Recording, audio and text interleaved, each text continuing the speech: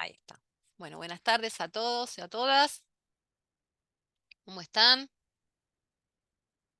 ¿Tienen alguna pregunta sobre la actividad de cierre, la aplicación para llenarla?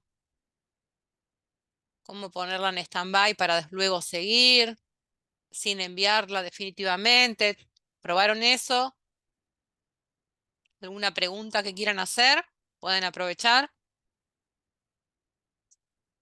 Mientras se siguen sumando en el campus. Tienen activa la solapa 2, una solapa de la unidad 2, y ahí hay unos materiales que vamos a empezar a trabajar. Y ya se empieza a poner un poco más operativa la clase y empezamos a hacer trabajo de edición.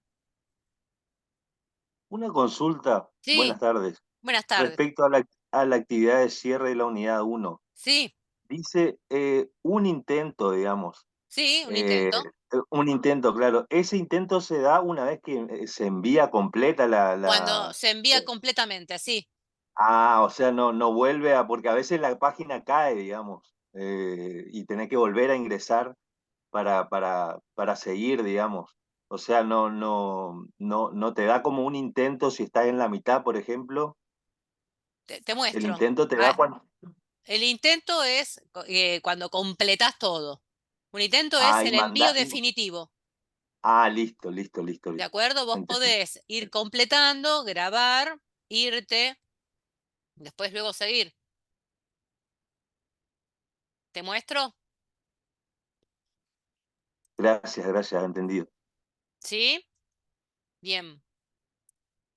Aguarden que voy a mostrar el...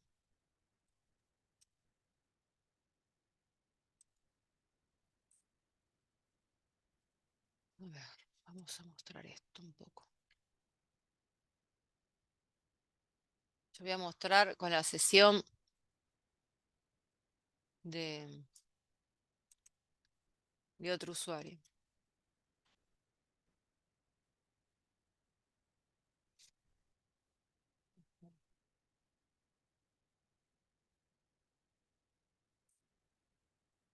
Vamos a mostrar porque me quedé con la incertidumbre el otro día sobre ese tema que están preguntando. Actividades de cierre por unidad. Bien. ¿No? Acá estoy como si fuese un alumno más. Actividad de cierre, ¿no? Entonces, recuerden que si tienen abierto esto, ¿no? Yo voy a comenzar una previsualización nueva, ¿ven? ¿Sí?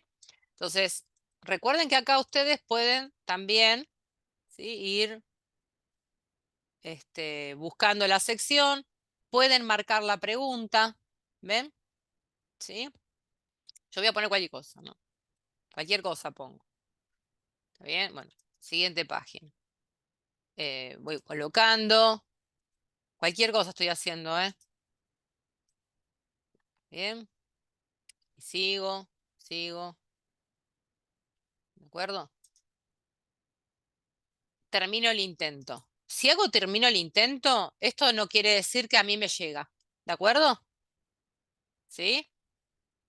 Puedo volver al intento y seguir. Irme y volver a seguir. Termino el intento. ¿Está bien?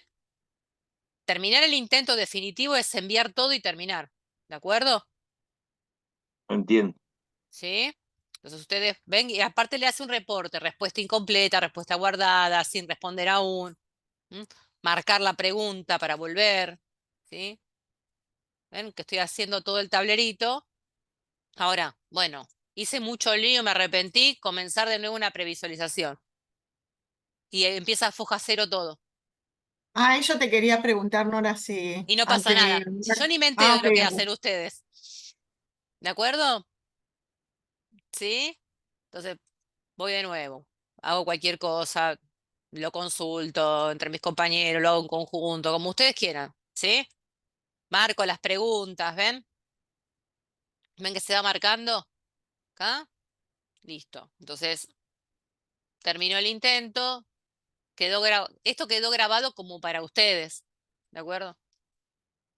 ¿Sí? Me voy, puedo volver. ¿Sí? Si yo me voy de la sesión, me voy porque, no sé, me cansé, ¿de acuerdo? Entonces vuelvo a la sesión, continúo con la previsualización anterior, ¿ven que quedó todo guardado? El intento, el preintento sería. ¿Vieron lo que hice? ¿Mm? Y sigo, bueno, me arrepentí, no me gustó lo que había puesto antes, ¿de acuerdo? Y sigo. ¿Sí? Entonces puedo volver, ir y venir. Mientras ustedes no hagan esta parte que dice enviar todo y terminar, pueden seguir haciendo ir y venir. No tienen por qué meterse, empezar y terminar todo. Porque es largo. ¿De acuerdo? Volver al intento y arranca. ¿Sí? Y ahí, foja cero. ¿De acuerdo? ¿Quedó claro esto? ¿Sí? Bien. ¿Alguna consulta más sobre esto? Bueno, algunas preguntas, se puede guardar el intento y enviarlo otro día. Claro, sí, sí, como hice recién, Diego. Vuelvo. Yo estoy haciendo cualquier cosa, ¿eh? No es que las respuestas que estoy haciendo son correctas, ¿da? Bueno, ahí, siguiente. Algo, ven que acá además se hace como un signito que quiere decir que dice respuesta incompleta. Bueno, me voy a la me voy, me fui. ¿Sí? Cerré la sesión, fui y vine. Vuelvo a la actividad de cierre. Continúo con la previsualización anterior. Ven que quedó guardado lo que hice. Quiero volver a retomar. Cambio. ¿De acuerdo? ¿Sí? Y otro día, supongamos que hoy es otro día. Bueno, completo todo. Termino el intento. Con todo completo. Me fijo que acá esté todo completo. ¿Sí? Y ahí sí, envío todo y terminar. Ahí se terminó la oportunidad. ¿Mm? ¿Bien? Genial. ¿Sí? ¿Listo? Bueno, cualquier cosa, volveremos a repetir eso cuando ustedes los necesiten. Pero esto quedó grabado. Se activó una solapa nueva. Algunos, bueno, voy antes con la cuestión administrativa. Hubo preguntas que me llegan a mi mail. Dos cuestiones. El link de pago de cada mes es el mismo de siempre. ¿De acuerdo? Se guarda en el talón. ¿Sí? Con el tal, no lo tienen que enviar a nadie, porque una vez que hacen clic con el link, ya está. Eso les impacta a la parte administrativa. A mí no me tienen que mandar nada. ¿Sí? Em, segundo era, bueno, que no me tienen que enviar y que el link es el mismo de siempre. Siempre que usan el link de Diplomatura de SIG, el que hicieron desde que se matricularon. ¿De acuerdo? Ese era el aviso parroquial. Em, Se activó la solapa de la unidad 2. En la misma, hoy les mandé un mensaje desde el foro en donde todas las preguntas que tengan competencia a partir del momento con respecto a lo que vamos a explicar, ustedes las arrojan en el foro de la unidad 2. ¿De acuerdo? Mientras tengan consultas pertinentes a la actividad 1, las arrojan en la unidad correspondiente, ¿de acuerdo? Todo queda guardadito, ¿ven? ¿Sí? La unidad 1 está toda abierta, tiene los videos, ¿de acuerdo? Todo. Recomiendo que vayan bajándose las presentaciones, las cosas, por si pasa lo que pasó el año pasado, que la facultad no la mantuvo más. Mientras dure, traten de ir guardándose todo. Ahí tiene la bibliografía, aquí tiene la nueva hoja de ruta, ¿sí? También esta unidad consta de 5 clases, 2 ejercicios guiados, ¿sí? Hoy vamos a presentar el ejercicio 3, para que lo vayan viendo. Y va a versar justamente más, va a apuntar hacia la construcción del objeto geográfico de distintas maneras. Entonces hoy vamos a empezar con respecto a eso, a trabajar justamente en la construcción de lo que es la base de datos georreferenciada desde distintos puntos de vista, ¿de acuerdo? Entonces, más técnico va a ser, menos teórico, más técnico, o más teórico práctico.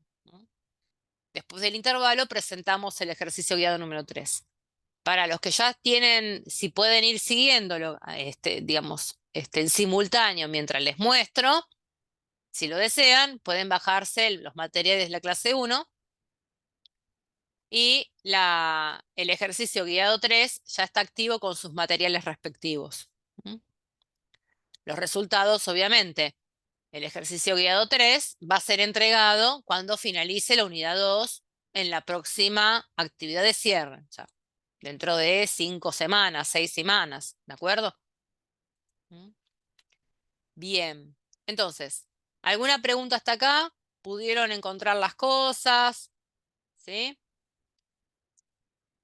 Bien, bueno, cualquier cosa me paran y, y, y hacemos las...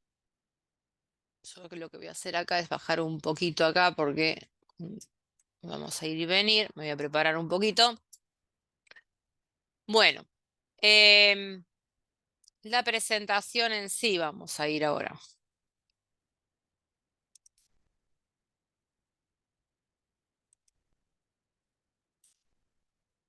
Aquí estamos. ¿Sí?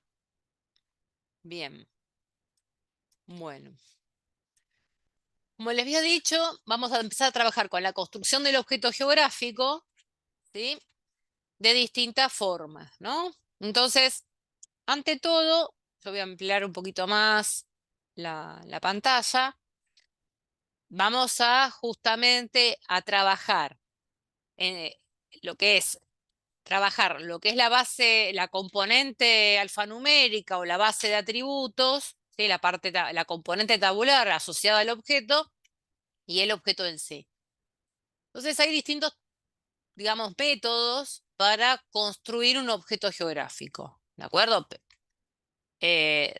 Recordando estas cuestiones en donde cada fila va a ser denominada como registro y cada columna va a ser denominada dentro de lo que es el esquema de base de datos como un campo, ¿de acuerdo? Y lo que vamos a empezar a trabajar es justamente ejercicios similares a, digamos, voy a campo, tomo un registro, un objeto, que quiero luego construir dentro de mi base geográfica, capturo ese punto, esa posición en campo, y luego lo quiero llevar a un esquema de base de datos georreferenciada, ¿de acuerdo? Entonces, hoy vamos a hacer bastante énfasis con respecto a qué considerandos hay que cumplir para que esa tabla se transforme en base de datos y luego esa base de datos en una base de datos georreferenciada.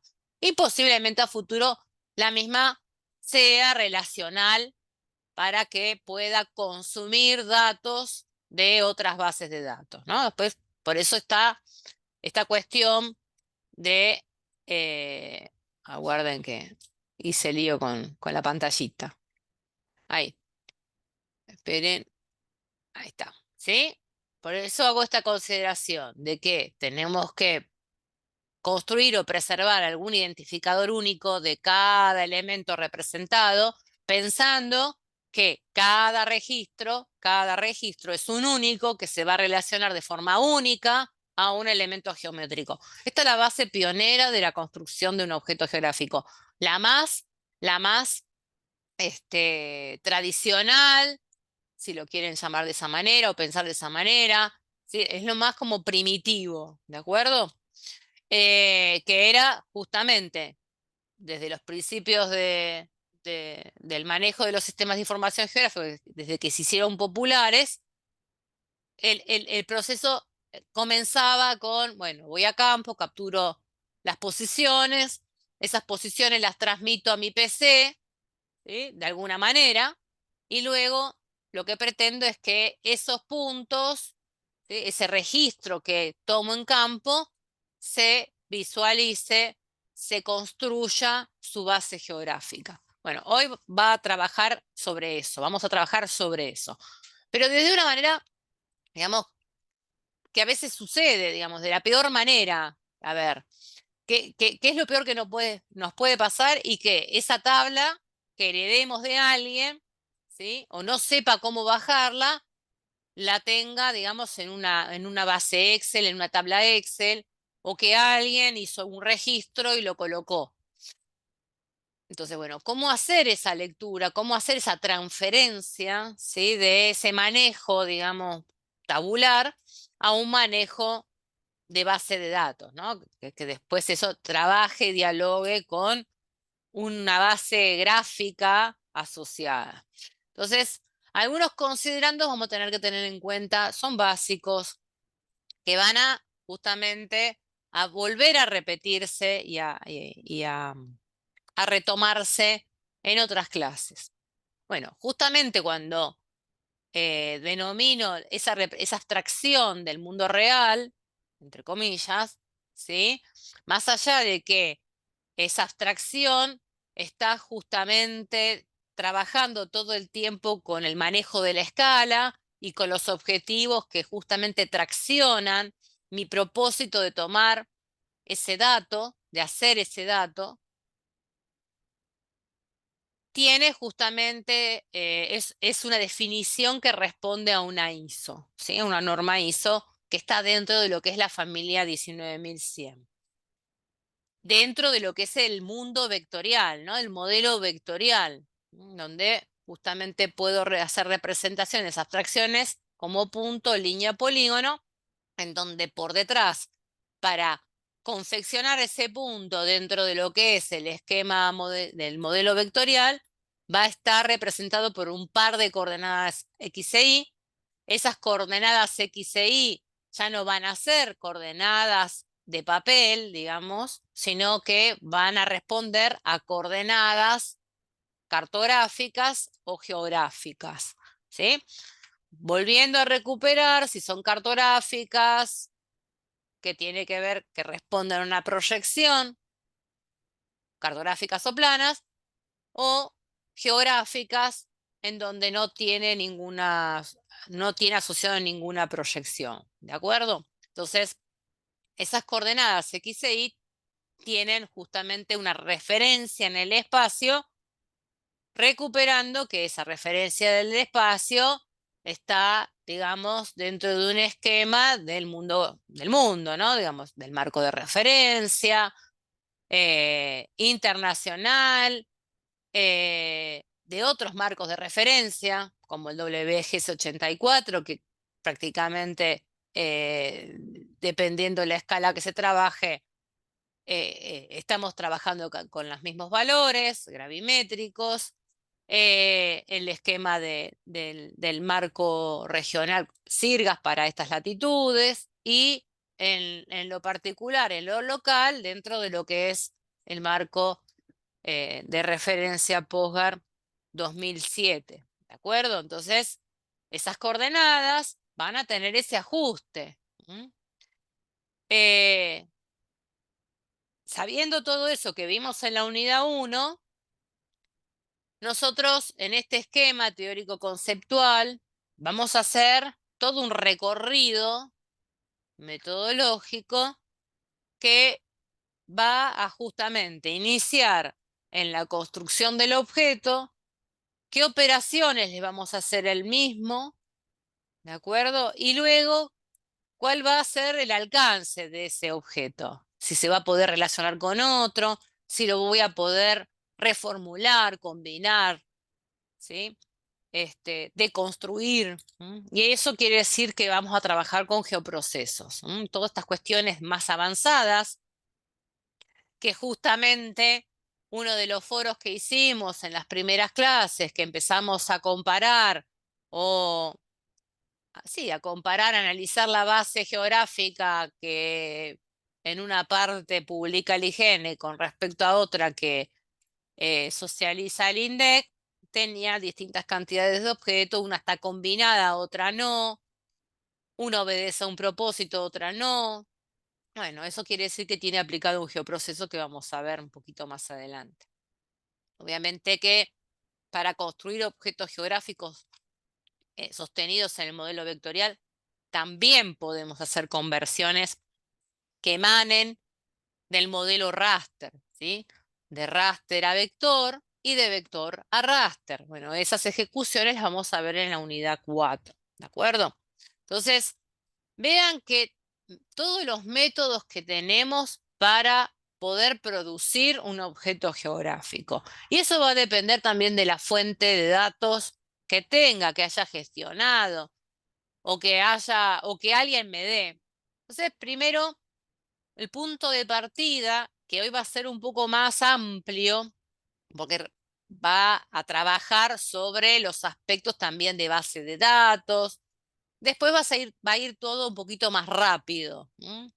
Si sellamos bien, sedimentamos bien y repasamos, retomando lo que hemos visto en la unidad 1, después esto camina solo prácticamente, ¿de acuerdo?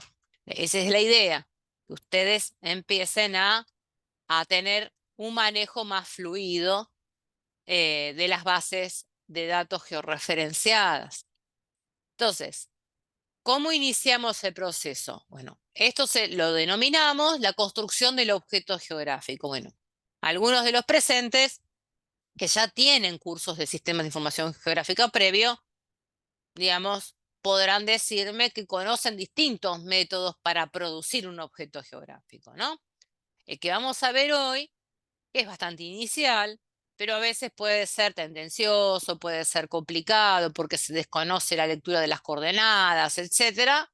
Puede ser una obstrucción para seguir el proceso de trabajo dentro de lo que es un proyecto de sistema de información geográfica.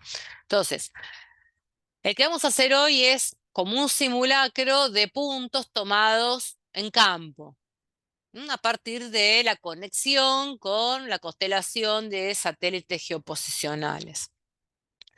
Sabiendo que esa operación va a cumplir para poder lograr la construcción de la gráfica, que sería tipo de objeto geométrico, punto, esta parte que está marcada en negro, va a tener que dialogar con un algoritmo matemático que me impone ciertos requisitos de trabajo, ¿de acuerdo? Y eso, ahí vamos a empezar a trabajar con herramientas propias de un sistema de información geográfica donde hay ciertas parametrías que debemos cumplir para poder llenar esos espacios que me va a ir solicitando para el logro definitivo de la construcción visual de ese objeto. Pero esto no va a ser tan sencillo de demostrar, sino que vamos a empezar desde la raíz de los problemas, ¿no? A ver, no todo está totalmente acomodado para poder justamente construir ese objeto. En el mundo real, en el mundo laboral o académico, las cosas están justamente disponibles no de una manera cómoda.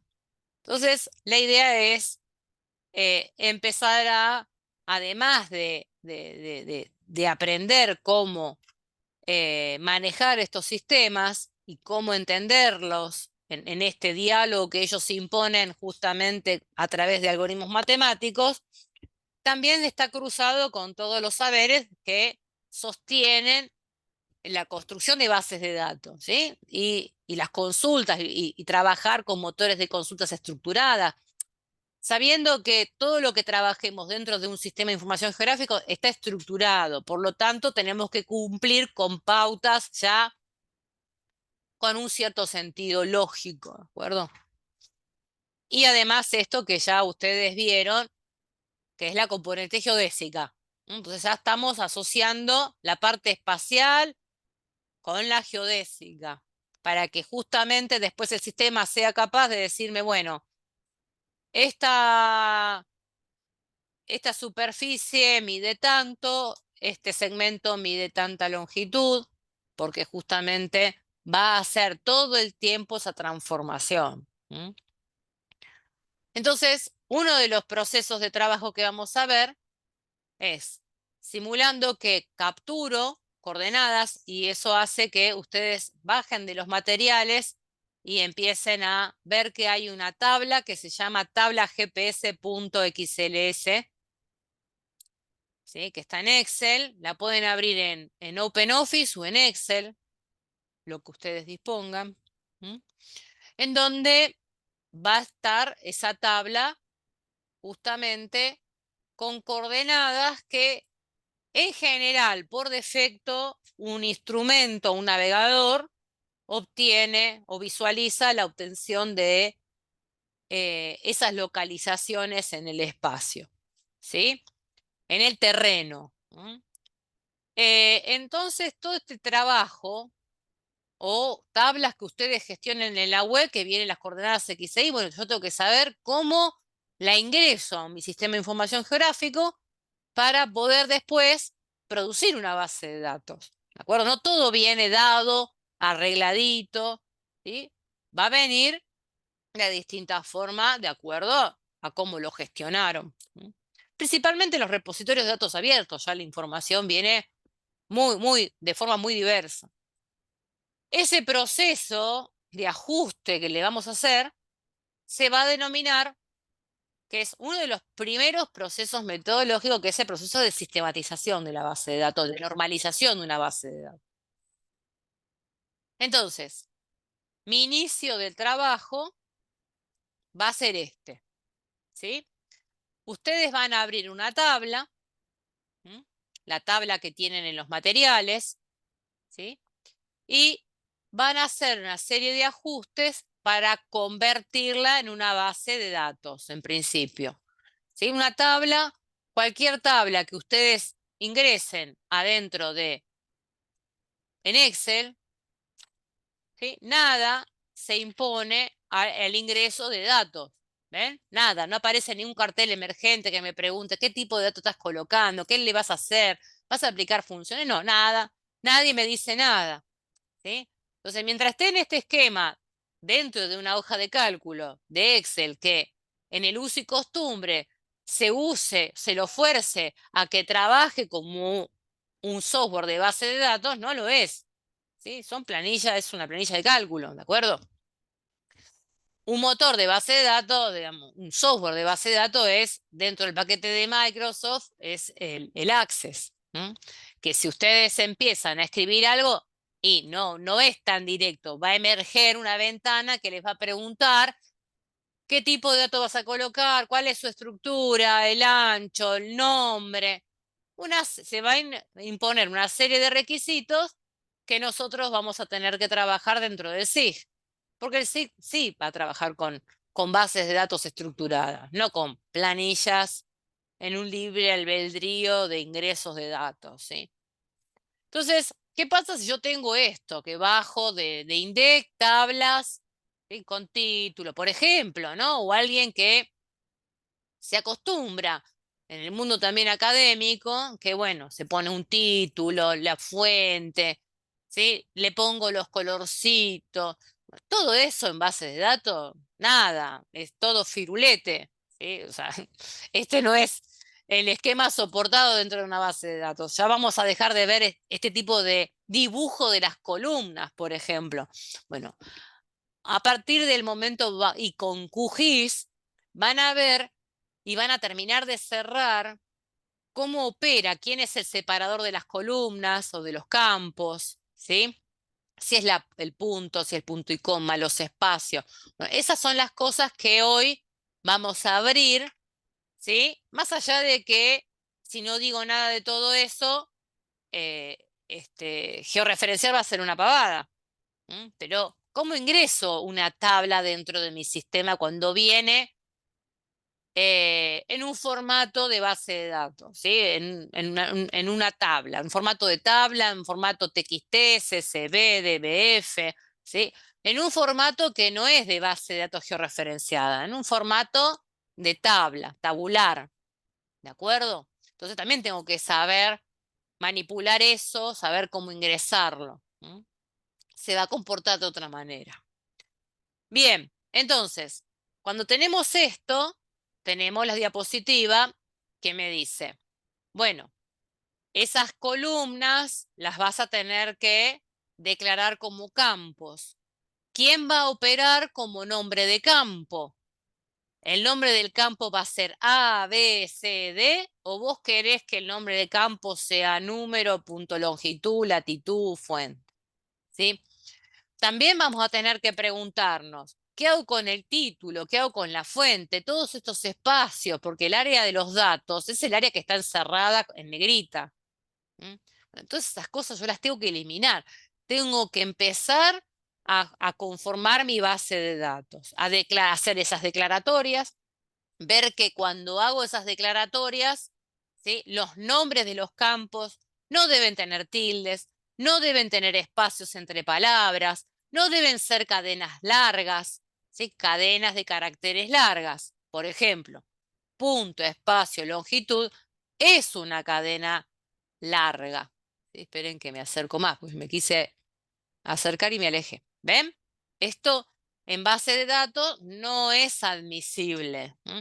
Después ustedes me van a decir o me van a discutir, no, pero yo en tal repositorio veo unos nombres de campos larguísimos. No, no, no, no, no. Sí, es cierto. Desgraciadamente, hay algunos repositorios de datos que suministran tablas con el propósito de que sean lo más amigable posible, para ahorrarse llenar en el metadato que la abreviatura tal significa coordenadas que responden a la longitud o a la latitud. Entonces van a ver algunos repositorios de datos abiertos que aparecen nombres, denominaciones de los campos larguísimos. Eso hace que esa base de datos, sí, QGIS es bueno y lo va a poder ingresar. Pero cuando quieran generar geoprocesos, cuando quieran migrar ese producto geoespacial a un motor de base de datos relacional, pincha, no entra. Error, ¿de acuerdo? Entonces, para empezar a trabajar, hay que empezar a trabajar bien. Si se aprende esto, sedimentando buenos hábitos, buenas estrategias, hace que mi proyecto sí pueda justamente derivar o alcanzar alguna instancia de publicación dentro de una infraestructura de datos espaciales. De hecho, dentro de la diplomatura tenemos la instancia de generar un mini geoportal, un entregable a un usuario que quizás no sepa manipular SIG, pero yo le quiero presentar mi proyecto SIG dentro de un visorcito y se lo publico y el otro con esa URL lo puede ver, apagar y prender como se hace dentro del esquema de Neguler, ¿de acuerdo? Entonces, ¿por qué no empezar a trabajar en este sentido de una manera dentro del esquema de base de datos, ¿no? Entonces, con esto hay que tener en cuenta que hay convivencia de malos hábitos y de buenos hábitos. Si esos malos hábitos están disponibles en repositorios públicos de organismos oficiales, voy a decir, no, pero ¿cómo puede ser? Sí, puede ser. A veces la intención es que el dato sea lo más popular, lo mejor lo más amigable posible para el público en general. Bueno, pero hay otros dispositivos que ese dato puede estar de una manera ya ordenada y tener adherido un metadato, ¿sí? O sea, la norma ISO 19115, que es justamente la norma que propone la documentación necesaria para que ese dato sea entendido por cualquier cultura, por cualquier usuario que lo consuma, no cuesta nada hacer un listado de los campos, ¿sí?, explicativos de esos campos que tienen cadenas cortas, ¿de acuerdo? Entonces, hoy vamos a hacer ese inicio en donde vamos a definir los nombres de los campos sin tildes, sin espacios, sin caracteres, ¿sí? Caracteres tales como letras tildadas, puntitos, comillitas, todas esas cosas no, ¿sí? A lo sumo, lo único que me dejan los nombres de los campos para separar dos palabras es el guión bajo, el guión del medio no, ¿sí? En los nombres de los campos. Viendo que número, punto, longitud, latitud y fuente van a ser los nombres de los campos. Ahora, ¿ustedes qué están viendo en esta tabla? Están viendo coordenadas. Coordenadas X, coordenadas C. ¿Quién es X? ¿Sí? Dentro de lo que es la representación, dentro de este esquema de que mi propósito es generar un punto dentro del mapa, ¿sí? ¿Quién es X? ¿Quién es Y? Entonces, eso también hay una convención que opera dentro de cualquier sistema de información geográfica, en donde el algoritmo matemático dice, bueno, ingresen X aquellos puntos que responden a, no lo dice, eso lo sabe el usuario. Y si no lo sabe el usuario, lo van a aprender acá, ¿de acuerdo?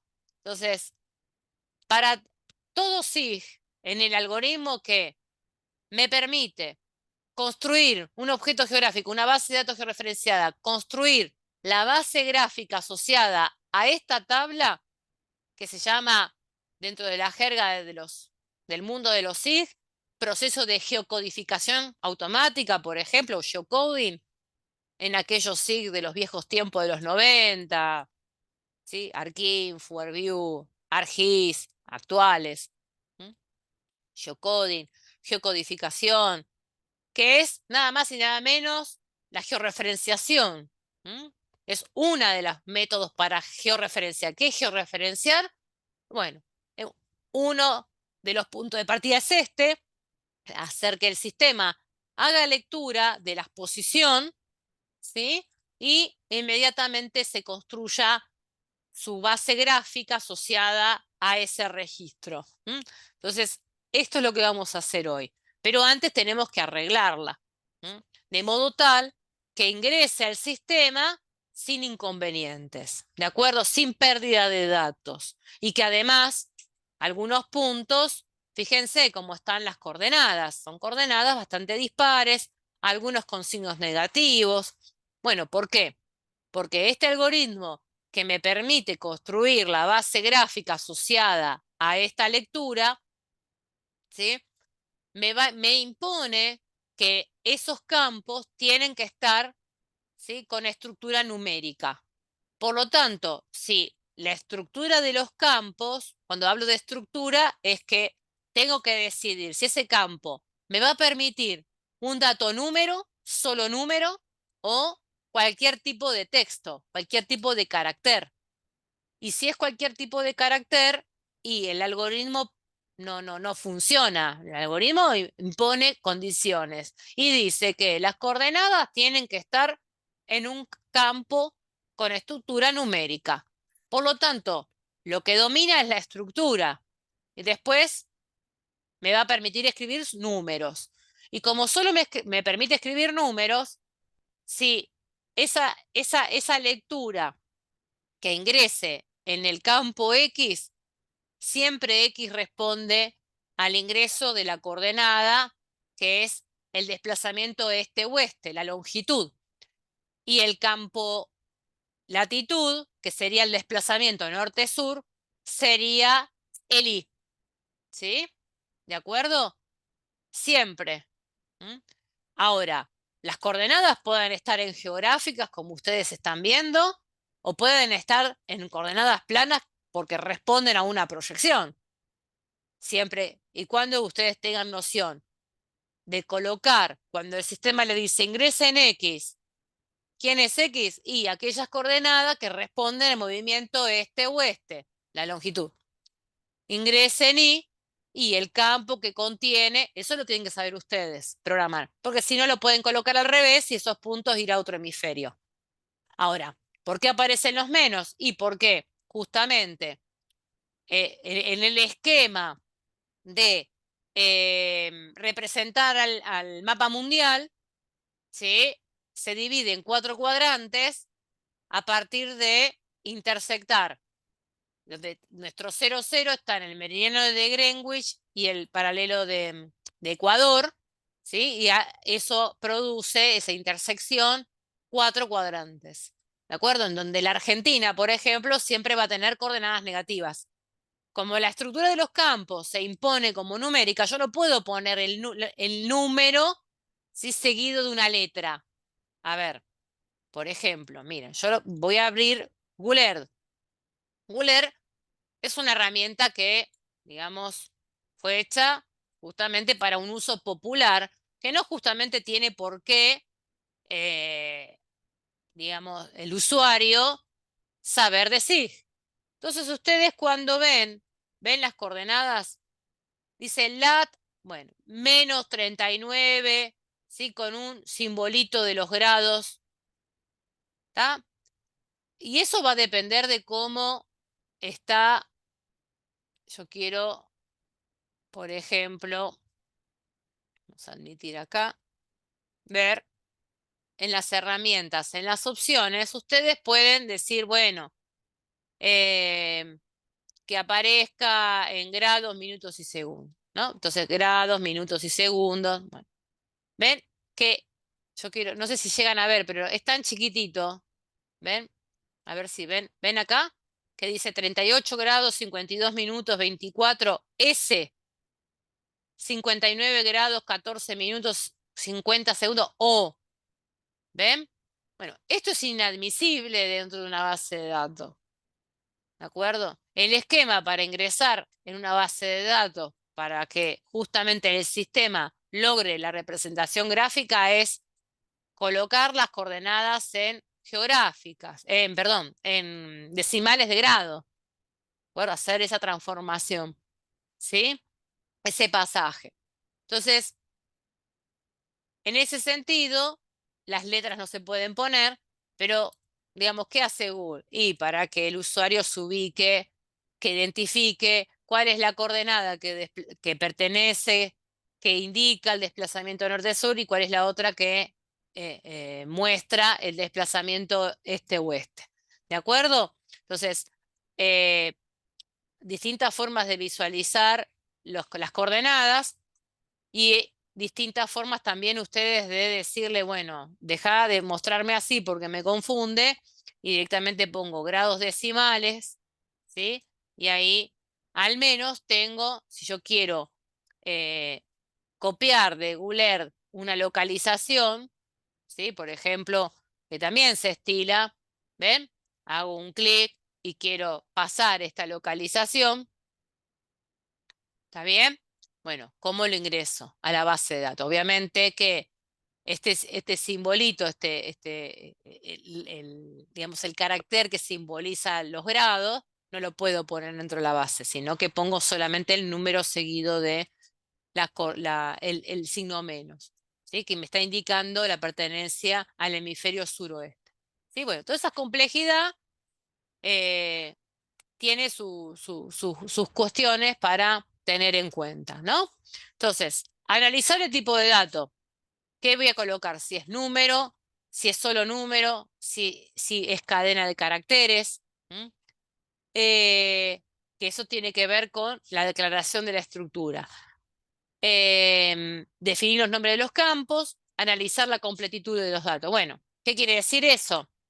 Y que cuando migro esto no haya ninguna celda vacía. Prever también que, no, que sea consistente, o sea, que si hay un campo que tiene definido fuente, sea la fuente de los datos, no que esté mezclado, que pertenece a una provincia, ¿sí? Eso quiere decir consistencia. Esas son las cosas que vamos a ir viendo de a poquito. Entonces, en la siguiente filmina es lo que vamos a hacer. Es la transformación mediante el proceso de normalización de una tabla a una tabla estructurada. Vamos a hacer esa declaratoria. Luego, la tabla estructurada va a migrar a un formato de base de datos entendido, ¿sí?, para poder ser ingresado dentro del sistema de información geográfico, evitando problemas, inconvenientes o, digamos, celdas vacías, etcétera, ¿sí? Entonces, está en vista perfilando hacer un proceso de exportación, migrar de un software a otro. Bueno, ¿qué consideraciones, qué tips debo tener para poder tener todo en línea? Entonces, el propósito es primero transformar el archivo XLS o XLSX, ¿sí? en un formato CSV, ¿sí? A eso vamos. Cuando hacemos esa, para no perder los datos, porque a veces nos podemos equivocar, lo mejor sería ya guardarla como CSV y hacer, digamos, las operaciones que les vamos a indicar. ¿De acuerdo? O hacer los cambios y después guardarla como CSV, como ustedes quieran. Y empezar a trabajar con este concepto de codificación de texto, ¿no? Que es muy popular, que es la codificación latina de los textos, o sea, que me admita la visualización correcta de las letras tildadas. ¿Quién va a ser el delimitador de campos? Si va a ser la coma, si va a ser el punto y coma. ¿Qué cuidados tengo que tener con campos que tienen coordenadas? ¿Cómo se lo voy a traducir? ¿Cómo se lo voy a indicar a QGIS para que no me confunda esa coma que es la división de decimales? Todas esas cositas vamos a ir viendo, de a poquito. Entonces, en principio, sí podemos ir guardando, dependiendo de la versión de Excel que ustedes tienen. Si lo hacen directamente con OpenOffice, fíjense, yo en mi sistema tengo los dos software, los de Microsoft y los de OpenOffice, ¿sí? Conviven, no se pelean. Es muy ágil OpenOffice y dialoga muy bien con lo que es todo el formato abierto, ¿sí? De archivos open source, ¿sí? O sea, que no tienen ninguna adhesión con con ningún software propietario, ¿de acuerdo? Entonces, en principio, yo acá lo tengo abierto, puedo hacer un guardado como, ¿sí? Y empezar a trabajar de una manera ordenada. Entonces, por ejemplo, en mi caso, ¿sí?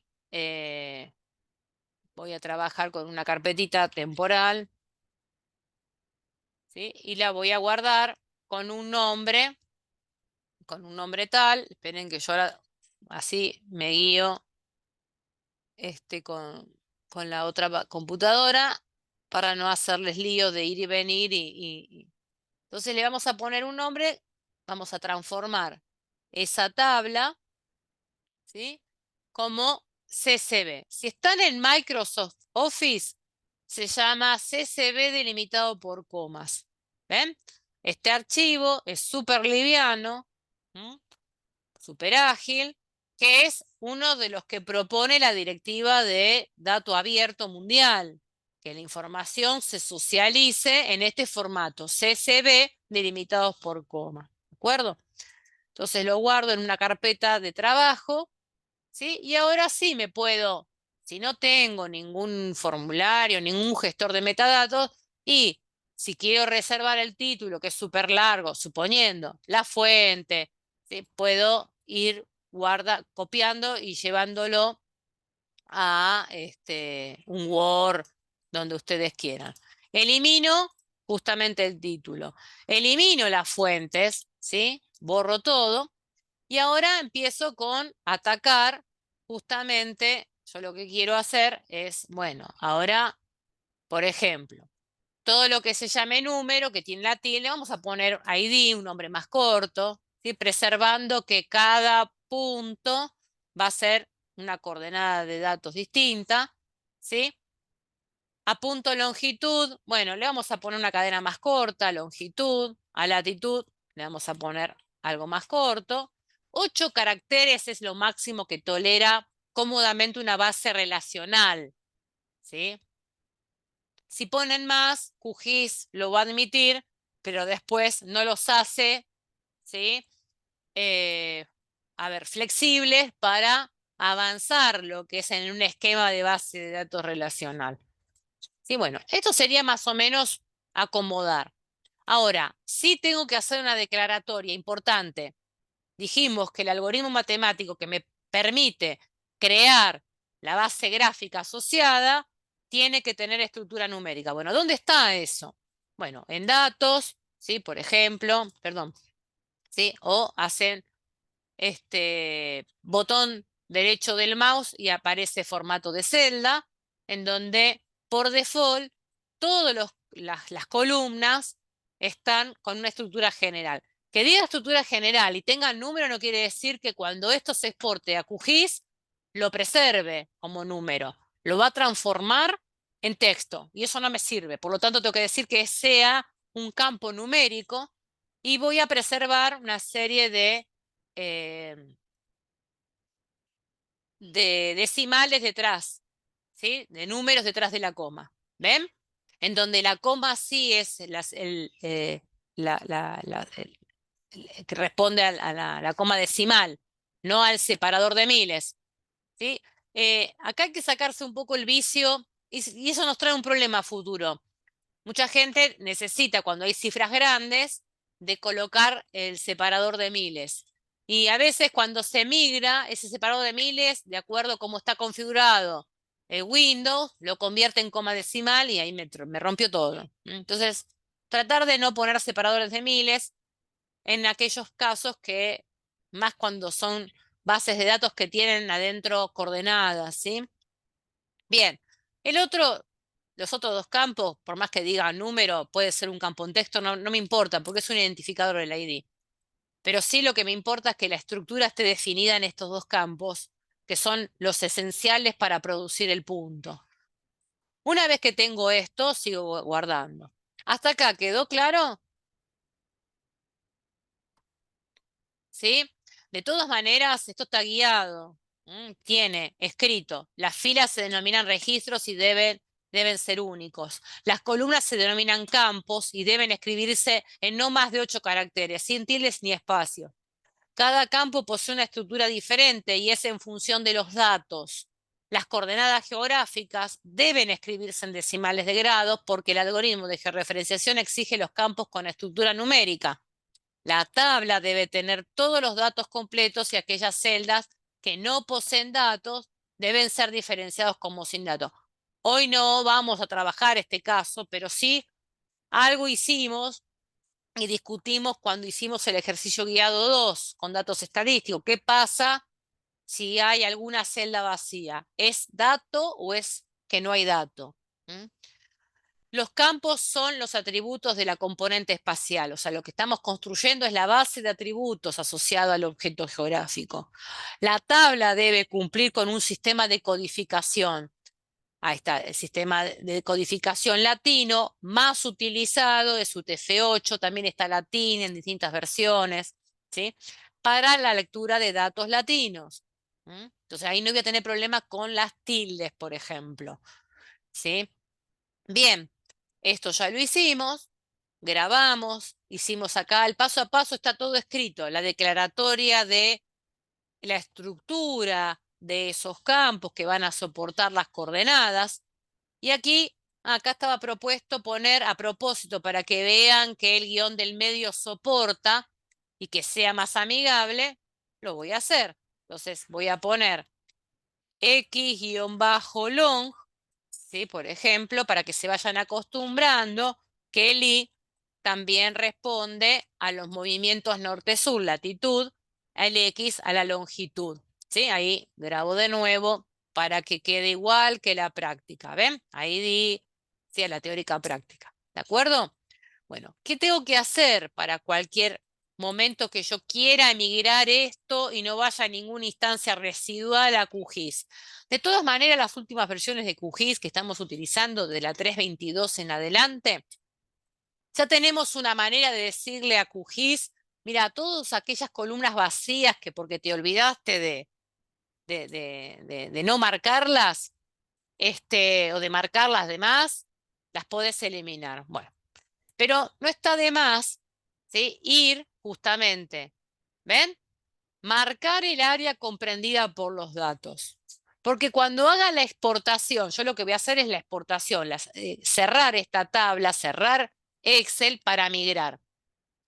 El proceso de exportación implica que guarde el área comprendida por los datos. ¿De acuerdo? Igual QGIS tiene cómo denominarlo. ¿Sí? Entonces, otra cosa importante que hay que tener en cuenta, ¿sí? Es que muchas veces puede pasar esto. Cuando se exporta la base de datos y se migra, si esto está comprimido, es muy probable que saque una foto de lo que ve, por lo tanto me trunca la cadena.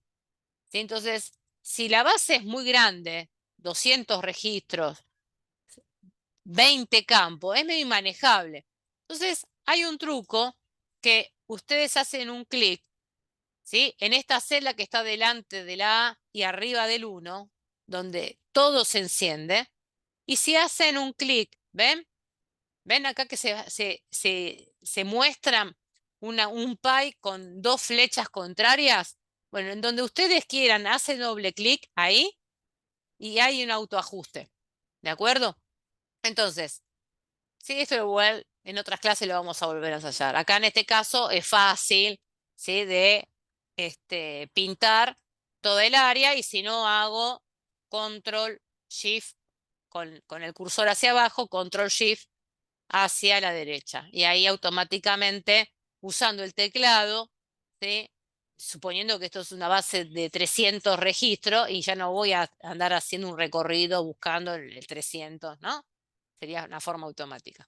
Bueno, esto me confirmo que la voy a guardar en CSV, delimitados por comas, si antes no lo hice, a este proceso de migración, a guardar, la reemplazo, ¿sí? Dependiendo de la versión de Excel que tengan ustedes instalado en sus computadoras, eso puede preguntarle 200 veces. ¿Estás seguro que querés convertir ese CD? Sí, estoy seguro. Lo hacen. ¿Se quieren ir? O sea, para poder migrar esto, hay que cerrar la tabla. En las viejas versiones de Excel, lo pregunta. ¿Estás segura que te querés ir? Sí, estoy segura. Y te lo vuelve a preguntar, pero sí, estoy. En cuanto ustedes se cansaron y le ponen que no, sonaron. En las últimas versiones de Excel no pregunta todo eso. Y la tabla debe estar cerrada y cerrado el software que la tuvo abierto. Si ustedes cierran la tabla pero dejan el Excel abierto, sigue manteniéndose en el caché del software. Y eso hace que no entre bien a QGIS. ¿De acuerdo? Entonces, la tabla tiene que estar cerrada y el software que la tuvo vigente también. Entonces, ahora estamos listos, ¿sí? Para que justamente eso entre a el sistema de información geográfica. Entonces, ya hicimos el proceso de conversión de tabla a base de datos. ¿Por qué? Porque le aplicamos estructura, ¿sí? Declaramos que la primera línea van a ser los nombres de campo, le declaramos qué contenido, qué tipo de datos va a almacenar, declaramos y visualizamos los datos y además justamente cumplimos con la exigencia del algoritmo para que me permita construir mi base gráfica. Ahora vamos a ir acá, ¿sí? En esta flecha de proceso, que es el tratamiento que le vamos a hacer dentro de un SIG, ¿sí? ¿Cómo lo ingresamos? El proceso por el cual el sistema me construye su componente gráfica se denomina geocodificación, que es nada más y nada menos georreferenciar, ¿de acuerdo? Entonces, fíjense que estamos en esta abstracción de mi mundo real tridimensional a un mundo bidimensional, ¿sí? Y lo vamos a guardar en este caso en un formato JFile. Lo podemos guardar en formato GeoJSON, sí. En otro formato de base de datos, georreferencia, sí, también. ¿De acuerdo? Entonces, la idea es esta construcción, que a la vez tiene que cumplir justamente con cumplir en estar soportada dentro del marco de referencia, ¿sí? Bien. Entonces, bueno, ahora vamos a ingresar. Entonces vamos a abrir QGIS.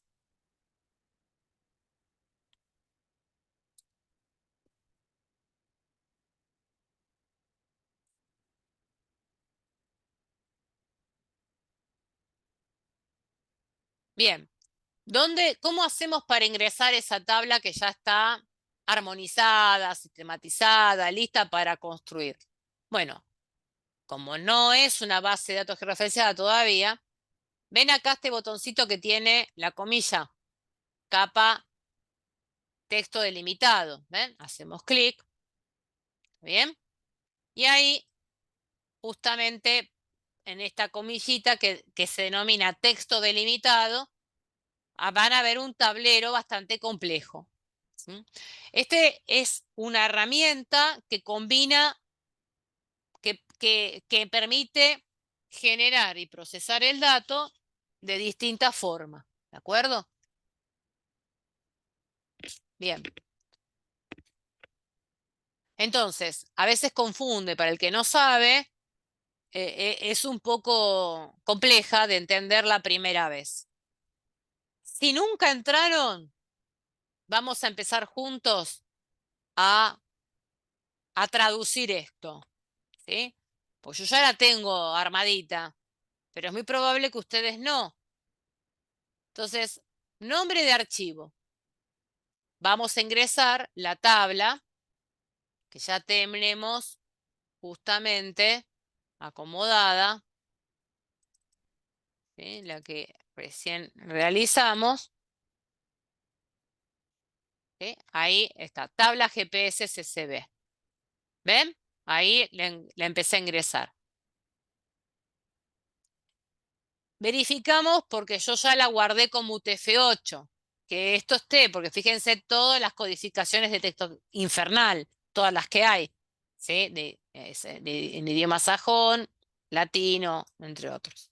¿Sí? Entonces, UTF-8, que es el más popular de las bases de datos abiertas, más desde el punto de vista latino. Ahora, fíjense que hay, quizás ustedes tienen tildado CCB, valores separados por coma, porque yo les dije, bueno, guárdenla como CCB, pero ¿es la coma el separador de los campos? Entonces, yo voy a apilar esto para que ustedes vean que el sistema hace un preview, ¿ven? Si yo tengo nada más que prendido y marcado el CCB, valores separados por coma, ¿qué pasa con mi tabla? No sé qué, díganme qué les pasa a ustedes. Para mí me hizo un desastre. La coma me funcionó como un separador de campos, ¿ven? ¿Ven que me destrozó las coordenadas? Me apiló el campo. Un desastre. Bueno, entonces voy a delimitados personalizados. Pero sigo viendo un lío. ¿Y quién es el separador de los campos? El punto y coma, la coma, el punto y coma, el punto y coma. ¿Ven?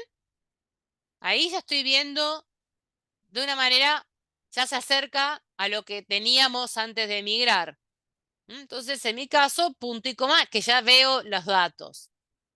Pero esto, ¿cómo sigo hasta acá? Fíjense que no me dice añadir, no me lo habilita. Vamos a opciones de registros y campos. Lo que tienen que tener habilitado, y esto ya le queda guardado en el caché de QGIS, es esto, por ejemplo. El separador decimal es la coma. Entonces ahí me respetó, ¿ven? Como yo ya tenía aprendido, pero puede ser que ustedes no lo tenían. ¿Ven? Entonces, el separador decimal es la coma. ¿Ven? Ahora, descartar campos vacíos es una recomendación por si me olvidé de marcar el área comprendida por los datos. Detectar tipos de campos es aconsejable porque ya le definimos estructura. Ven que las últimas versiones, desde el 3.22 en adelante, QGIS colocó esta línea de comando en donde está identificando la estructura del campo. ¿Ven? En donde si a veces hay equipos que no son tan veloces o algo pasó o en el medio volvieron a abrir, destrozaron la estructura declarada, bueno, acá tienen la posibilidad de ustedes de cambiar, ¿ven? De definirla o redefinirla. Esto está buenísimo. Antes no era así, por lo tanto, si aparecía texto en vez de decimal, tenían que cerrar esto, volver a Excel, volver a definir y volver a migrar. ¿De acuerdo? Ahora, veo que está todo bien por ahora. Entonces, ahí lo dejamos tranquilo. Definición de la geometría. ¿Qué es esto? Bueno, acá tenemos 3 algoritmos matemáticos metidos. El que vamos a usar hoy es el que corresponde a la primera línea de comando, que dice coordenadas del punto. La semana que viene, en las siguientes, vamos a ver los otros casos. ¿De acuerdo? Entonces la primera es, vamos a usar el algoritmo que les conté hace unos minutos atrás. ¿Quién es X? Ingrese en X el campo que posee el desplazamiento longitud. Por eso a propósito les hice poner X-longitud, porque eso es una convención para cualquier software, SIG, ¿sí? Ahora, ven que acá me colocó el SRC, el EPCG 4326. Asumo, como son coordenadas tomadas en campo, en un GPS que ya estaba calibrado, digamos, todo instrumento satelital hace referencia, refiere al elipsoide de revolución WGS84, por lo tanto, asumo que está en eso. Si otro me indica, no, estaba en Campo Inchauspe, tendré que buscar dentro de esta librería en que estaba, es el metadato geodésico asociado a esos puntos. Pero eso lo tengo que ver desde el instrumento. A la hora de tomar el punto en campo, tengo que verificar la configuración del navegador. Si estaba en el momento que estaba tomando los puntos, estaba configurado de estar, digamos, con el nuevo marco, ¿de acuerdo? Por default, los GPS que cuando se compraban hace unos años atrás, por default venían en Campo Inchauspe. Ojo, hay que ver cómo están las configuraciones de la efemérides del satélite, no del satélite, del navegador, ¿sí? Que se conecta justamente con los satélites. Bien, esta sería la configuración que me va a hacer posible la construcción del objeto. ¿Les quedó así? ¿Alguien me siguió en línea para justamente que me digan si tuvieron inconvenientes, si configuraron bien esta línea de comando? Yo sigo. Una vez que hicimos este ingreso, esta configuración, hago añadir, cerrar. ¿Ven? ¿Qué aparecieron? Puntitos. ¿Sí? Puntitos. ¿Dónde estoy? Bueno, como ya tengo los puntos, puedo llamar, por ejemplo, ustedes tienen el navegador XYZ Tiles y puedo decirle que venga a OpenStreetMap y me dé contexto. ¿Ven que hay puntos que están en el continente americano, otros en Europa, ¿sí? Otros en África? Por eso también visualizamos coordenadas de diferentes cuadrantes. ¿Ven? ¿Sí? Entonces, para repasar, también ustedes tienen esta diapositiva, en donde está todo el esquema conceptual de configuración, ¿sí? De la herramienta que me permite producir el punto en el espacio. Bueno, acá lo que propuse era el open source, el geoservicio de ArcMap. Pero bueno, es lo mismo, es un open layer igual que OpenStreetMap. Entonces, aquí, fíjense que nos permite ver las coordenadas, los puntos en el mapa. Entonces, una de las cuestiones que ahí está marcando, ¿sí? Es la siguiente. Voy a llamar justamente al ArcMap para que esté igual que lo vieron en la filmina, ¿sí? Y además vamos a llamar a la base de datos, ¿ven?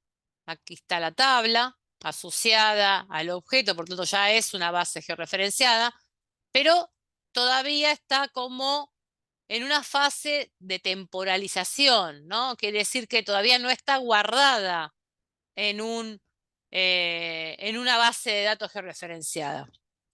Este algoritmo se está ejecutando dentro de lo que es el caché. Se apaga la máquina y perdí la georreferenciación. Debo volver a ingresarla, entrar en el algoritmo y luego procesar. Bueno, ¿quién guarda de manera temporal esto? Una forma es guardarla en un proyecto de trabajo. ¿Sí? En un proyecto de trabajo vamos a construir que sea, por ejemplo, clase 1. ¿De acuerdo? Proyecto de trabajo clase 1. Ese proyecto de trabajo es un archivo, nada más y nada menos, que si cierro QGIS, ¿ven? Cierro QGIS, es un proyecto de trabajo. Y hago doble clic desde el explorador, me permite abrir QGIS y a la vez me va a volver a georreferenciar esa tabla, que me la mantiene como CSV. ¿Sí? El proyecto de trabajo va a ser una definición en que vamos a ir construyendo clase a clase. Entonces, el proyecto de trabajo me está guardando que encendí un geoservicio, ArgenMap, que hice el proceso de georreferenciación, que es la tabla CSV, porque todavía no la guardé como base de datos georreferenciada, es un CSV, ¿sí? Que está, el proyecto está guardando un proceso de geocodificación. Eso sería un guardado temporal, ¿ven? Guardado temporal. Ven que acá está marcado. Guardo de manera temporal la ejecución de ese proceso.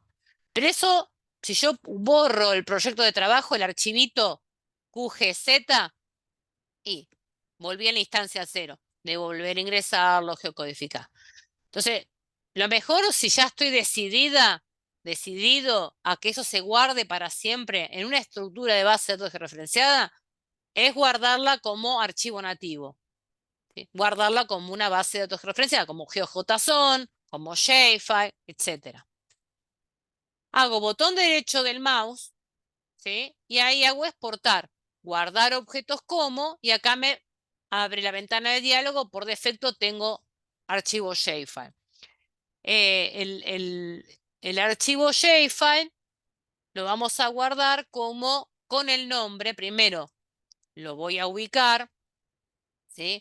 En una carpeta de trabajo, en donde le voy a colocar un nombre, puntos GPS. Ese sería el shapefile que voy a crear.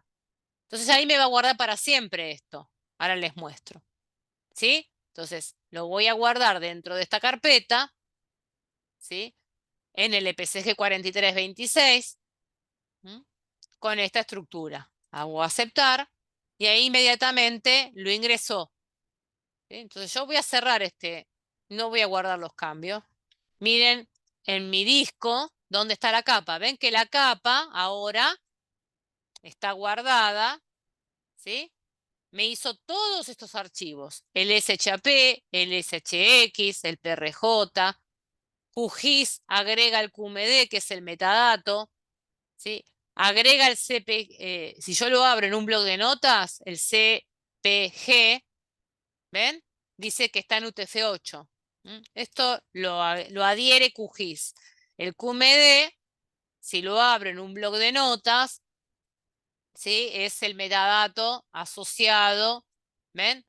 A la capa, ¿de acuerdo? Yo ese QMD lo puedo editar dentro de QGIS.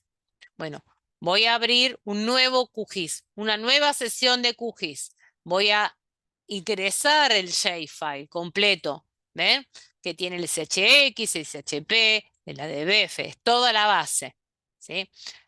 El formato shapefile es muy rudimentaria, tiene un montón de archivos, que si yo hubiese decidido guardarlo como GeoJSON, en un solo archivo tengo todo el paquete, ¿de acuerdo? Entonces voy a ingresar, una manera directa es arrastrar el shapefile y someterlo dentro de esperen que me estoy peleando con la barra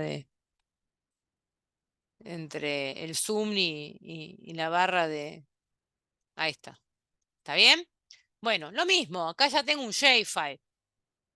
Teniéndolo en el formato shapefile, me va a permitir editar la tabla, ¿sí? Cambiar los datos, ¿sí? En el otro formato CSV temporalizado, no me permitía editar la base, por eso necesito hacerla propia. Bueno, acá puedo hacer lo mismo.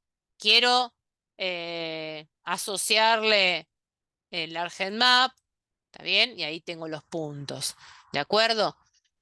Acá ya el algoritmo ya está guardado en sí mismo, ¿sí? Por ejemplo, voy a la simbología, le puedo dar otra estética para que sea más fuerte. Le quiero poner etiqueta para recuperar justamente que cada uno es único, elemento desagregado para poder intervenirlo. Voy a la etiqueta y le digo que lo etiquete por el campo, por ejemplo, ID, le pongo que el texto esté en color rojo para que se vea en pantalla. Le coloco un halo, por ejemplo, ¿no? Y ahí tengo, bueno, la distancia de la etiqueta es muy grande. Bueno, me molesta que esté tan distante la etiqueta. Ahí ustedes tienen forma de calibrar em, la distancia, esperen, de... Bueno, ahí ustedes después pueden programar a la distancia de la etiqueta con respecto al objeto. Bueno, tienen para divertirse. Bueno, esto les gusta, quiero así transferirlo al usuario final con la etiqueta, con esta colorimetría. Bueno, ¿dónde se guarda eso? Como ya vimos, se guarda dentro de el archivo QML, por ejemplo, ¿no? Entonces, para que así se guarde, tengo que construir ese QML con el mismo nombre de la capa, ¿ven? Entonces tiene que denominarse con el mismo nombre de la capa, .gps, ¿ven? Entonces hago guardar, ¿sí? Aceptar, aceptar, y si yo cierro mi sesión de QGIS y lo vuelvo a ingresar al shapefile, ¿ven? Voy a poner que me mire archivo shape.gps, abrir y cerrar. ¿Ven? Que para cualquier apertura todo el mundo ve la etiqueta y el estilo de los puntos. ¿Está bien? ¿De acuerdo? Entonces todo eso que les acabo de mostrar, los estilos, la configuración, todo eso lo tienen guardadito. ¿De acuerdo? Bueno, ¿cuál va a ser el paso siguiente? Ya sea en el ejercicio guiado 3 que vamos a presentar después del intervalo, es todo lo que vamos a poder hacer dentro de una base de datos geográfica. Por ejemplo, consultas estructuradas, para que ustedes digan, bueno, si estoy en mi base estructurada, veo que justamente el sistema me acerca la consulta. Esta sería una forma. Ahora, si yo quiero usar el motor de consultas, ¿sí? Aparece esta manera, esta herramienta que me va a permitir escribir. ¿Ven? Donde dice campos, yo lo que voy a hacer es agrandar un poquito acá, ¿sí? A ver si me deja. ¿Está bien? En donde acá tengo en campos y valores justamente todo listado, los nombres de los campos, donde hago ID igual, todos los únicos y me muestra todos los registros. Hago ID igual a 10, seleccionar objetos espaciales, cierro y le digo a la herramienta que me los muestre, me los reubique. ¿Ven? Me acomoda la visualización en el centro de mi pantalla del objeto que está justamente en Antártida, Argentina. ¿De acuerdo?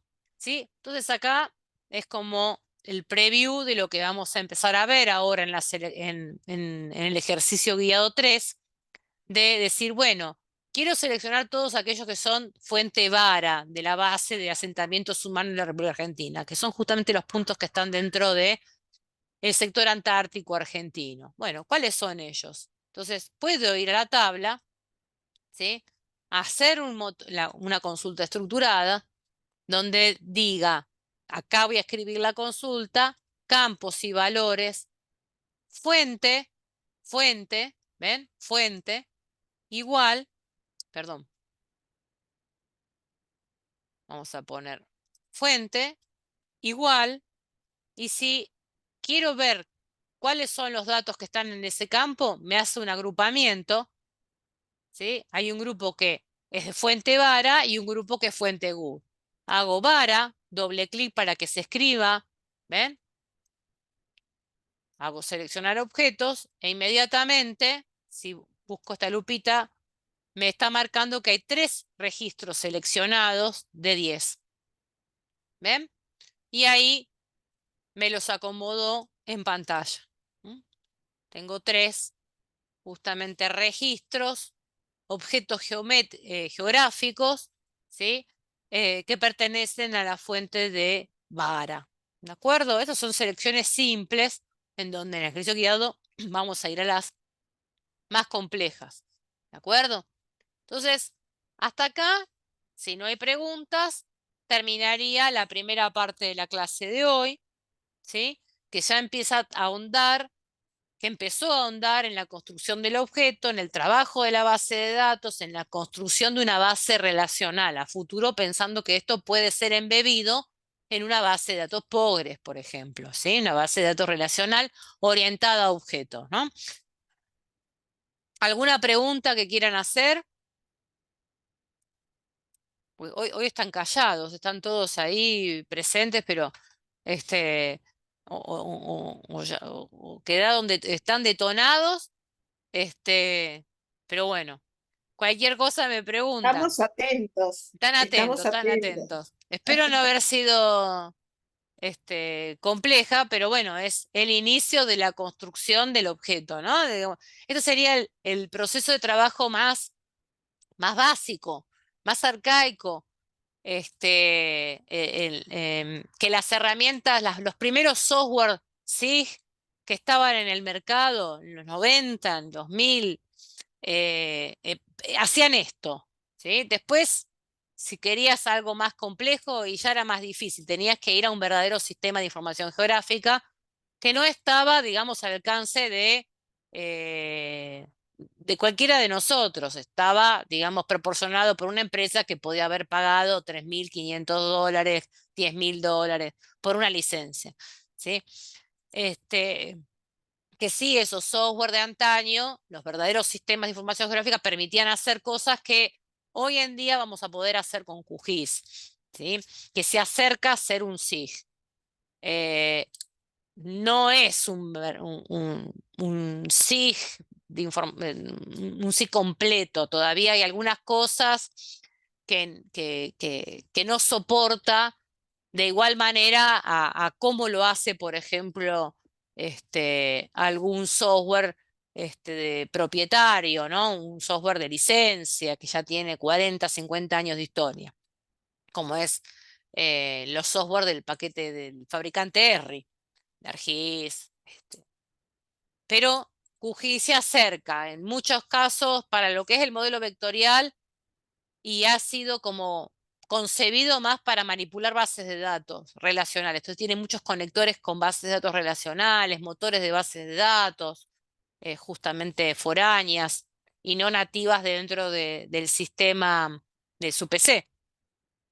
Y se ha fortalecido a lo largo del tiempo con herramientas que vamos a ver, ¿sí? Otros procesos mucho más avanzados de construcción de objetos que van a decir, wow, no sabía que podía hacer todo esto, ¿sí? Y que en los últimos años el salto cualitativo fue enorme. En los últimos años, con las últimas versiones de QGIS, ¿sí?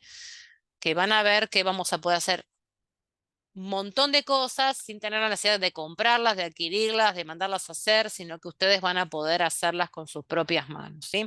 Entonces, el inicio de este tipo de ejemplo, aunque sea básico y primitivo, me permite describir los primeros pasos y las primeras consideraciones a tener en cuenta que esto dejó de ser una tabla Excel, a que vamos a trabajar de forma estructurada, que el motor de consulta de los objetos van a ser estructurados y que va a soportar un estilo de consulta al estilo de SQL híbrida, ¿sí? O sea, es consultas, SQL quiere decir consultas estructuradas, pero al estilo, a la impronta QGIS. Por eso se denomina híbrida. ¿Por qué? Porque se hacen consultas estructuradas dentro de ArcGIS, por ejemplo, y tiene algunas variantes. Si hacen consultas en otro software como MapInfo y tiene otras variantes. Van a hacer consultas estructuradas, pero algunas cositas se empiezan a diferenciar de un software a otro. Si ustedes me quieren preguntar por qué, no lo sé. Es una forma también de diferenciación o porque una lo hizo de una manera. Es híbrida. En la mayoría de los casos las consultas son similares, ¿de acuerdo?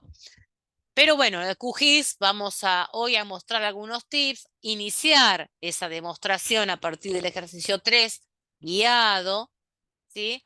Que lo vamos a hacer en 2 capítulos. Hoy lo vamos a mostrar y así ustedes pueden ir digiriendo de a poco, sedimentando de a poco estas cuestiones. No es más, no va a haber más cosas complejas que las señaladas hoy. O sea, estamos tomando de lo que es la disciplina de ciencia de datos o de bases de datos o de los expertos que trabajan con bases de datos, vamos a tomar algunas consideraciones, así como lo hicimos cuando tomamos justamente conceptos nodales fuertes de la geodesia para poder insertarnos en los SIG contextualizados en el nuevo paradigma tecnológico. Entonces, fíjense que esto es un conocimiento eh, transversal, multidisciplinario, que no solamente va a versar desde la geografía, sino también utilizando las nociones más importantes de otras disciplinas para que esto sea, digamos, un producto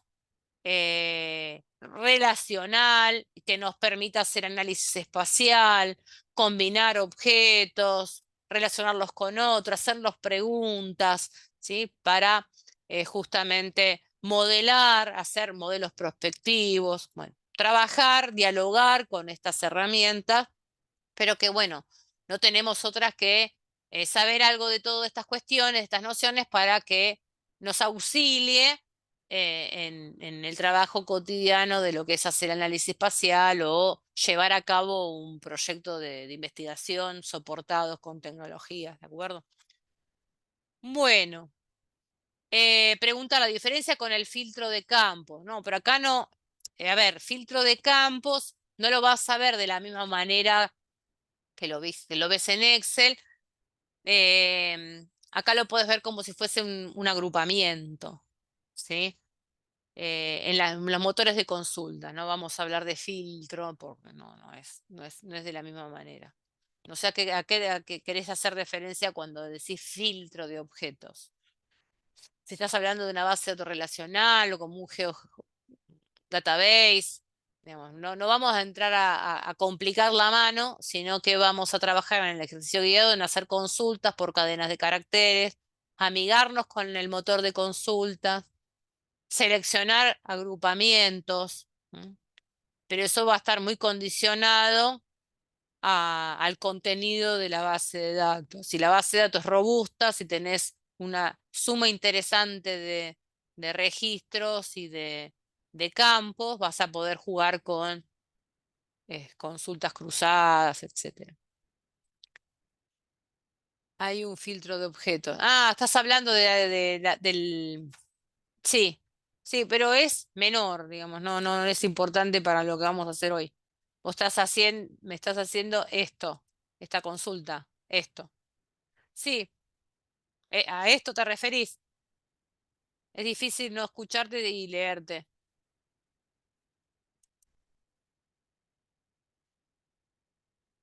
A esto que dice acá para hacer filtros. Sí, ¿está bien? Entonces, al principio vamos a trabajar con consulta. Después vamos a hacer cositas más de filtrado. Sí, que son menos importantes, ¿de acuerdo? A mí lo que me interesa es que empiezan a manipular, a llenar la base de datos, a condicionarla. Después podemos hacer todo lo que ustedes quieran. ¿Alguna pregunta más sobre el proceso, más allá de preguntar cosas que no se dieron? De lo que vimos, ¿alguna pregunta operativa, de exportación? ¿Sí? Pues son Hola. ejercicios que vamos a hacer después de tarea. Entonces me interesa que ustedes no se queden con dudas en los procesos que llevamos de sistematización. ¿Sí? Alguien tomó el micrófono y se cortó. ¿Alguna pregunta más?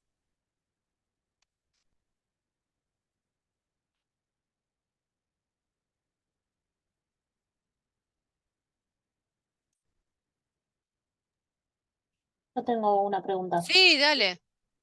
¿Qué tal? Em, Cuando estamos configurando la base de datos, Sí, que ponemos que, por ejemplo, el punto y coma sea el que separa términos, ¿era algo así? acá, cuando haces el ingreso, sí, si querés lo volvemos Eh, a ver. Sí, por ejemplo, eso me puedo interesa llegar que a tener pregunten. problemas, por ejemplo, una planilla que tengo donde los decimales están separados por coma en Ujú. una columna y en otra la tengo separada por puntos. Esas cosas me pueden llegar a traer problemas cuando la paso a, o sea, tendría que corregirlo antes de ingresarlo. No, mira, tenés dos cosas para hacer. Fíjate que acá hay una parte que te dice que el separador decimal es la coma. Sí, Más allá de que la coma, por ejemplo, pueda ser un separador. Fíjate, si yo le digo coma, obligo que el sistema del separador sea la coma, ahí me embroma. Entonces, si yo tengo punto y coma, ¿sí? Y tengo esta configuración que el separador decimal es la coma, me respeta y me separa los campos. claro, Fíjate si yo hubiese puesto espacio, sí, que el espacio no tengo nada con espacio, entonces el espacio no me separa. Si hago tabulador, tampoco. Dos puntos, tampoco. Pero esto vos lo definís, si estás, lo tenés, digamos, abierto en un Excel, cuando ujú, migrás, vos le definís quién va a ser el delimitador. sí, ¿Bien? está bien. Pero, no, perdón, igual mi consulta era por el de abajo, digamos. Hay uno que dice que la coma va a ser el que separa los decimales o algo así. Claro, para que me respete justamente la lectura de Claro, las coordenadas, sí. y a Si no lo- veces me pasa con programas que uso, que algunos es la coma el que separa y otros es el punto. sí. Si en mi planilla tengo, por ejemplo, estas diferencias, ahí sí puedo tener problemas. Por ejemplo, vamos a hacer la inversa para verlo empíricamente. Si yo abro, ¿sí? A la tabla GPS CCB, mira, si yo hago abrir como, lo hago con OpenOffice. Aparece Ujú, así, mira, aparece listada. ¿Está bien? sí, Entonces vos cuando, si vos te apurás y le decís a aceptar, te destrozó todo. Entonces acá, sí, bueno, la coma, no. El punto y coma, bueno. Ahí aparentemente también es el punto y coma. Entonces, también vos tenés la oportunidad de decir que sea predeterminado, pero ya le definís que, bueno, ahí lo está tomando este, como numérico, ¿de acuerdo? Ancho fijo, punto y coma. Acá aparentemente tracciona, ¿sí? Me tomó bien.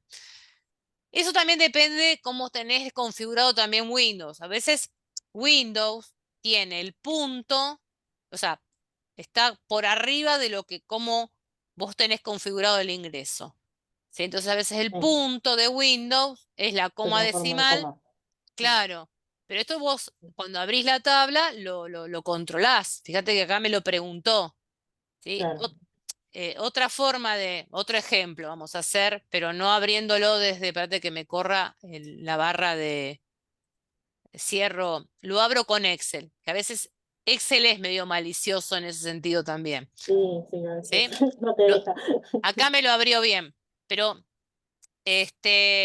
si yo traigo una base de datos de un repositorio de datos abiertos, el ingreso que en este caso me lo abrió porque, claro, justamente lo migré de Excel. Pero si yo bajo una base de datos de un repositorio, el CCB, a veces no se muestra tan amigable y tengo que ir a un campo, hacer datos, ¿sí? Texto. eh, eh, Acá es cuando hago texto en columna para justamente eh, ver cómo están los campos, ¿ves? En donde, Configurando. ¿ves? Ahí como que me, que así, esta instancia del CCB cuando circulaba en lo que es ¿Ves? Acá me permite ir campo por campo. ¿Ves que acá, si hago todo finalizar? Bueno, pasa que acá le di a todo, ¿no? Vamos, texto en columna. Vamos a marcar acá. Sí, que es lo que se hacía justamente cuando aparecía toda la tabla anidada, es hacer texto en columna y que te permita justamente transformar. En el motor de datos abierto, cuando yo digo datos abiertos, es esta página. Datos abiertos, o la del Banco Mundial, o la de Datos Argentina. Sí, que ustedes tienen la posibilidad de bajarse alguna tabla, a ver, salud, ¿sí? Bajás el CCB. Esto hizo fracasar la iniciativa de datos abiertos en el 2016, en donde la mayoría no sabía bajarse.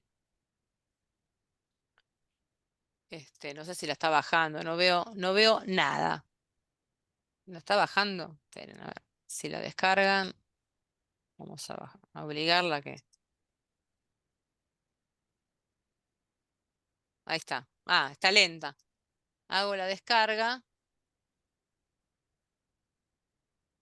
No sé si está descargando. Bueno, vamos a buscarla por acá para hacer la demostración. Yo justo no la bajó. Ya hoy también hice otra cosa y no... O está considerada como un virus, no sé, a ver. Descargar. No me la deja descargar. Bueno, justo un ejemplo. Pero ya me pasó hoy con este mismo motor. Que no me está... A ver, vamos a bajar alguna. Que sea CCB. O mi antivirus me está diciendo no me la quiere bajar porque está... Puede ser que sea el antivirus que no me la está permitiendo bajar. Pero bueno, puedo tomar otros ejemplos de CCB que justamente hay que hacer la texto en columnas y hacer esa declaratoria en Excel de declarar quién es el separador de columnas, ¿sí? Sin que te estropee la, la configuración del campo propia. De hecho, en QGIS, si vos te querés querés exportar, mira, esos objetos, esa tabla que ya procesaste, espérate que quiero bajar, la querés guardar como CSV, podés hacer la inversa o como XLS. Fíjate como CSV, cuando vos la exportás, vamos a poner ejemplo, ¿sí? Y la querés guardar como CSV, espérate que, no sé qué, he tocado otra cosa, porque me estoy volviendo loca con la pantalla.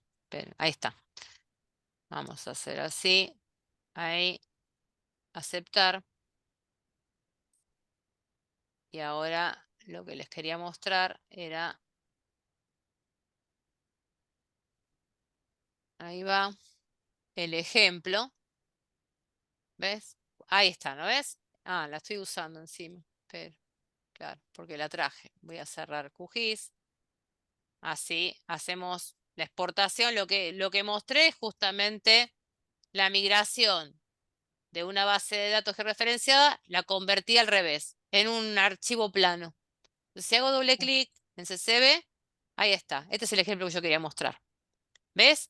Eso es lo que le pasó a la administración pública en 2016 cuando la directiva se impuso que los datos abiertos deberían publicarse en CSV. Entonces nadie sabía que si hacías esto, ¿sí? Ibas a datos, texto en columna, y ahí empezaba justamente a hacer, bueno, ¿quién es el separador? ¿Ves? Acá el punto no aparece como coma, mirá. Justo es la Claro, pregunta. Entonces, sí, es la coma el separador, ahí estás viendo que eh, está separando. Es el punto y coma, ¿no? Acá, ¿ves? Vas sí. haciendo y chequear que justamente no sea general, ¿sí? Hay que ver estas cosas, ¿no? ¿Ves? ¿sí? Estas son las cuestiones que hacían a veces hasta perder. Ahí tenés, ¿no ves? En avanzada, el separador, acá tenés la manera que es como controlar que el separador decimal sea la coma y el separador sea el punto. ¿Ves? Acá es la manera, ¿sí? de declarar para que justamente no se arruine. ¿Ves? Mira cómo se arruinó Claro. en la migración. ¿Está? Ujú. Entonces, cuando haces esa declaratoria, tenés que hacer la inversa. Yo no grabo. Yo creo que a esto hacías referencia para que este método era lo que no se sabía y hizo perder información. Entonces fracasó la iniciativa y empezaron a flexibilizar de que se socializara la información en XLS. Entonces, si vas acá y vas avanzada, invertís que acá sea el punto y acá sea la coma. Entonces, ¿sí? Acá también, que acá sea la coma, el punto, finalizar y ahí te cuido las coordenadas. Sí, sí. ¿Ah? Ujú. Esto es cualquier tabla que ustedes abran de los repositorios de dato abierto, muchas veces pasa con esa configuración, que es como está predefinida en el Windows. Dice la ida y vuelta. ¿Ven lo complejo que a veces suele pasar? Pero se controla desde ahí. ¿Cómo haces el ingreso? ¿Cómo haces la configuración? ¿Cómo preservas la estructura de los datos? O sea, acá recuperaste de nuevo. Y eso que era una base que ya estaba procesada en QGIS. Pero cuando haces las conversiones a otro software, empieza a dañar justamente la estructura. Bueno, esto es lo más avanzado que pudimos ver. ¿Está bien? Demasiado para una primera clase de la unidad 2.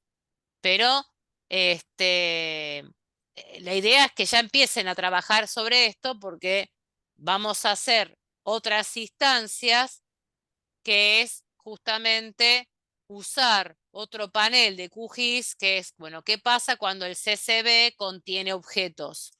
¿Sí? Bueno, que es el formato WKT. Vamos a usar todo lo que es la librería que tiene QGIS para trabajar formatos de base de datos referenciadas soportadas en otras, en otras configuraciones diferentes al formato shapefile. Entonces, sí o sí, invita, por eso es que QGIS tiene muy transparente esta parte, ¿sí? Porque ha sido concebido para manipular base de datos. Es por eso que es necesario trabajar y manipular el dato hasta su costilla, o sea, estructuralmente. ¿De acuerdo?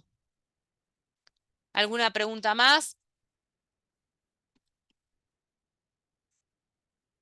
Sí, bueno, yo más o menos pensaba en en este estilo de pregunta que tenía que suceder, porque esto no es sencillo, pero sí quiero que empiecen a ver que esta forma bonita de ver las tablas encolumnadas con colorcitos son apariencias y que todo ese formateo de las columnas, como lo vimos en Excel, hace que el archivo pese más.